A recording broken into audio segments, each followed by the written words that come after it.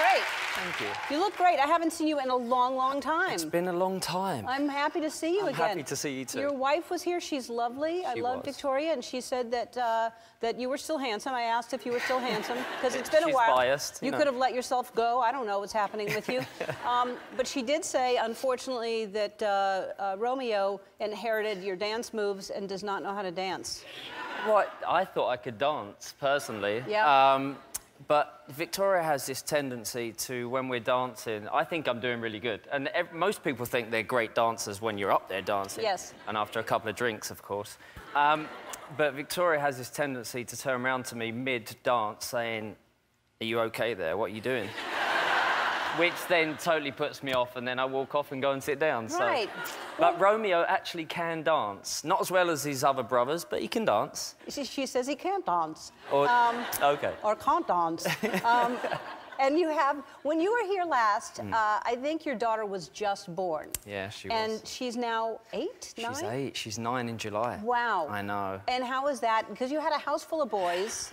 And I would think that she turns you to mush. That's what I think. She does. She does. I mean, the boys obviously give me a little bit of stick because they know that any question that they ask that they think I'm going to say no to, they know they have to ask her to ask me. Because I can't say no to her. I think I only said no to her once and her bottom lip started shivering and I was like, never again.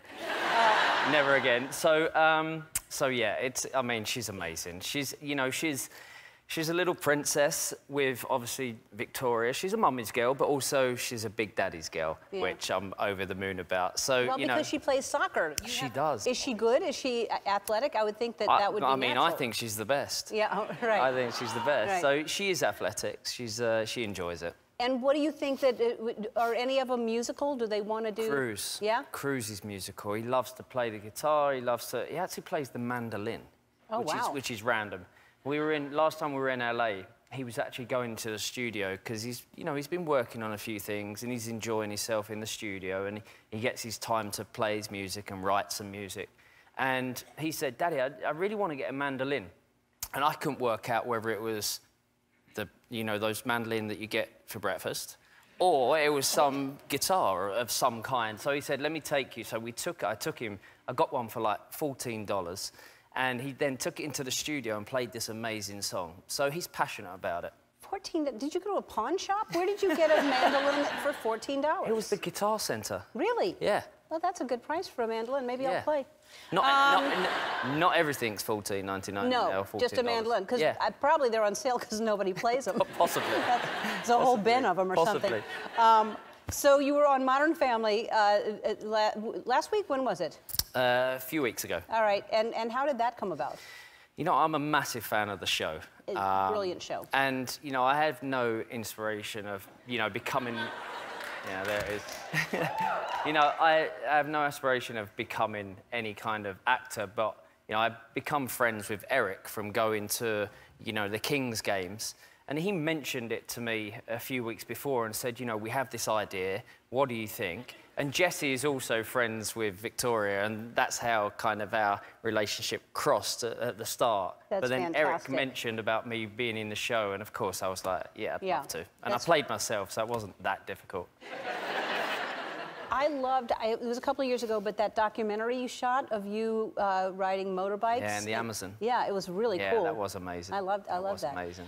So Halloween, you went to Justin Bieber's house to trick or treat with your kids. Yeah. How does that happen? Did you, Well, we all follow Justin on Instagram, of course, and we're all fans, and we all love him.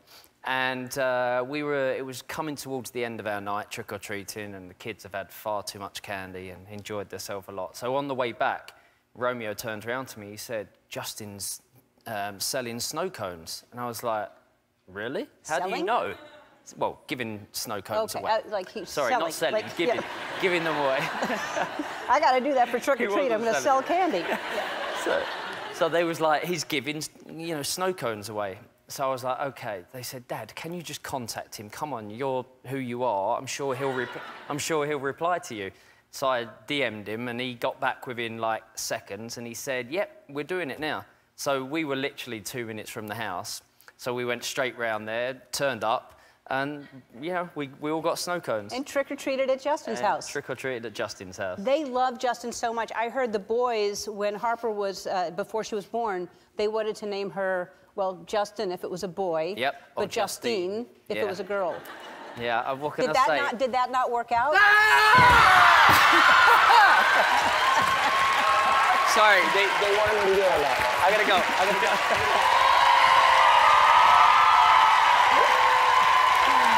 Oh, man.